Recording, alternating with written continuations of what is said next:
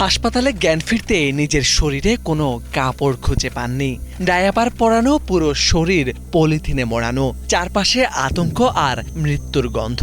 2 সপ্তাহ পর চোখ খুলে 34 বছর বয়সী নালুবুয়া সুমাইয়া বুঝতে পারেন অবিশ্বাস্যভাবে তিনি এখনো বেঁচে আছেন, কিন্তু সেই বেঁচে ফেরার স্মৃতি আজও যেন এক দুঃস্বপ্ন। উগান্ডার মধ্যাঞ্চলের মোবেন্দে জেলার 4 সন্তানের মা সুমাইয়া 2022 সালের ভয়াবহ ইবোলা প্রাদুর্ভাবের সময় আক্রান্ত হয়েছিলেন। চিকিৎসাধীন অবস্থায় কয়েকদিনের জন্য জ্ঞান হারিয়ে ফেলেন। পরে জ্ঞান ফিরলে নিজেকে দেখেন হাসপাতালের একটি কক্ষে, যেখানে তাকে সংক্রমণ ঠেকাতে বিশেষভাবে আলাদা করে রাখা হয়েছিল। 2 সপ্তাহ পর বুঝতে পারলাম আমি হাসপাতালে আছি। দেখি আমি নগ্ন অবস্থায় ডায়াপার পরে আছি, পুরো শরীর পলিথিনে মোড়ানো। তবে সরকার আমাদের কাপড় আর বিছানার চাদর দিয়েছিল। হয়তো আমাদের ভালোর জন্যই এই পদক্ষেপ নিয়েছিল। তবে আমার কাছে তখন খুবই খারাপ লেগেছিল। সম্প্রতি উগান্ডায় আবারও নতুন করে ইবোলার আক্রমণ ধরা পড়েছে। ইতিমধ্যে কয়েকজনের আক্রান্ত হওয়ার পাশাপাশি একজনের মৃত্যুর খবরও নিশ্চিত করেছে কর্তৃপক্ষ। ফলে দেশ জুড়ে সর্বোচ্চ সতর্কতা জারি করা হয়েছে।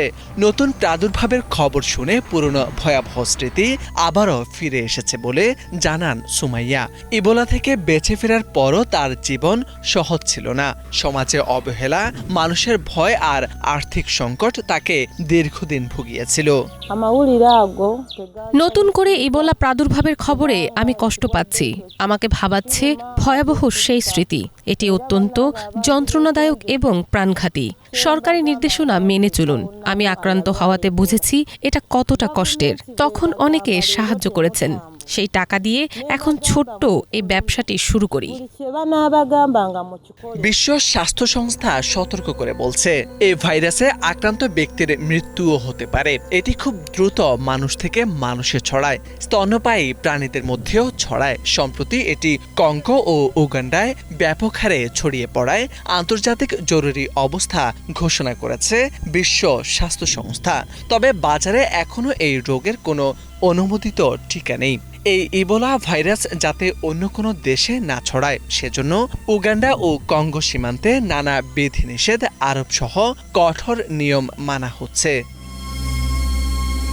স্বাস্থ্য কর্মকর্তারা জানান, ইবোলা ভাইরাস শরীরে প্রবেশের 2 থেকে 21 দিনের মধ্যে লক্ষণ দেখা দেয়। প্রথম দিকে হঠাৎ তীব্র জ্বর, ক্লান্তি, শরীরের বিভিন্ন জায়গায় ব্যথা হয়। পরবর্তীতে বমি, ডায়রিয়া, চামড়ায় ফুসকুড়ি এবং লিভার ও কিডনির কার্যক্ষমতাও কমে যেতে পারে।